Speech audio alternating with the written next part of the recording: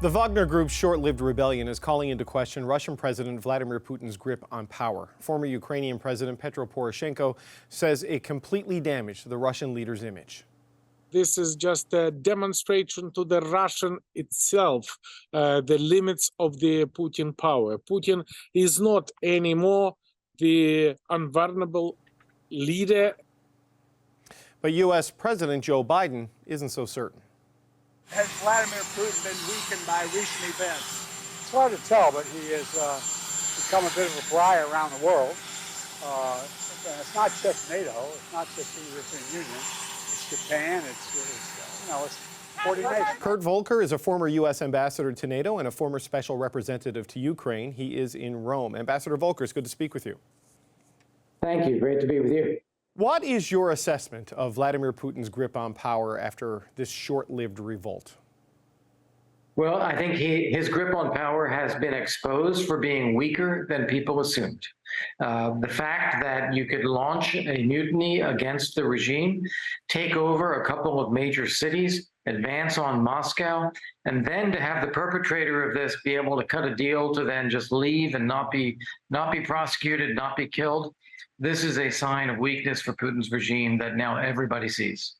When I saw this unfolding, I thought for sure we were headed for a civil war, and then the deal was brokered. I wonder, how do you interpret Yevgeny Prigozhin's rebellion, and what do you think he was really trying to do with this move? Well, look, there's so much that happens under the surface that we don't see. We're looking at the pieces that are moving on the surface, and we're trying to interpret, but there's a lot going on that we don't know.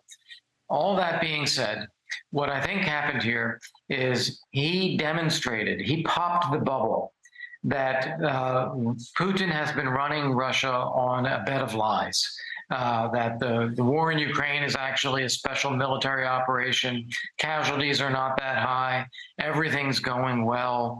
And he brought that home to people in a very credible way by saying the truth, saying it's really not that way, which resonated with the Russian public and with the Russian military, some of whom supported him. So this, I think, is the very big thing. Now, why did they stand down? Why did this truce happen? I think because Prigozhin knew that he didn't have the forces to really win taking Moscow. Putin knew that he would have been in a tenuous position, fighting to try to have to defend Moscow. So they both had an interest in standing down.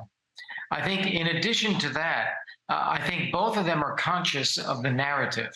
Who is actually the savior of Russia?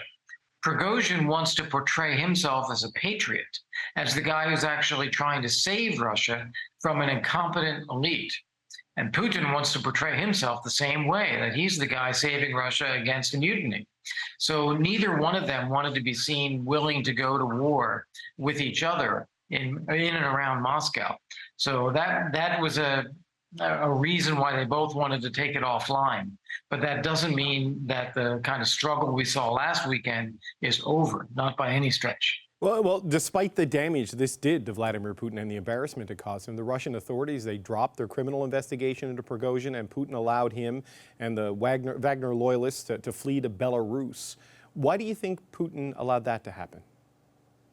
Well, first off, I don't think that makes Putin look stronger. It makes him look weaker. How can people go up against him and then just be forgiven and say, okay, written off? Look what happened to Vladimir Kara-Murza, who gave a speech, and in the course of that speech called Russia's special military operation what it is. It's actually a war against Ukraine. He's been in prison for 25 years. Prigozhin, who leads an actual armed rebellion against the leadership in Moscow, gets off scot-free. This makes Putin look weak. As for what the average Russian thinks, I think they see all of this. They are very cynical, very jaded. They don't have much trust in anybody. Remember, Prigozhin is no friend of the average Russian either. So they're just sitting it out and waiting to see what happens. Do we really think that Prigozhin will escape reprisal, that he's just going to go live out his life peacefully in Belarus? Well, flip it around.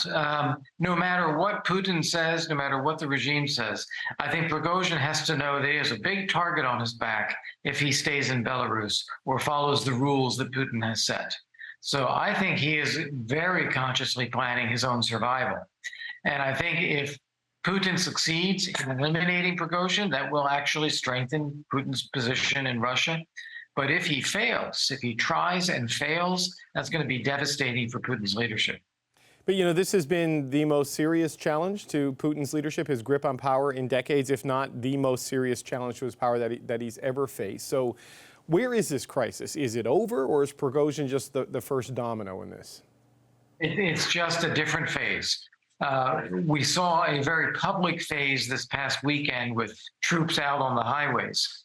I think it is going on in a very invisible phase right now, with people going after each other, with people having their own operatives, checking things out, figuring out where the weaknesses are, trying to actually see what to do. So I don't think it stops by any means whatsoever. So what are you watching for next, sir, as we wait to see what does happen next? What are you watching for?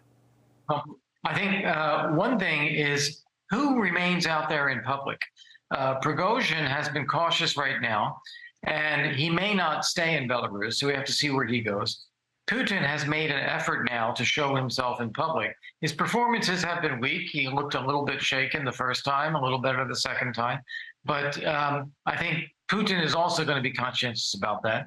And interestingly, who we have not seen are Shoigu and Gerasimov, the Minister of Defense and the head of the military, whom Prigozhin was going after. They've been nowhere to be seen. So I think we have to see people start emerging from this crisis who is actually in a position where they can show themselves and what are they doing.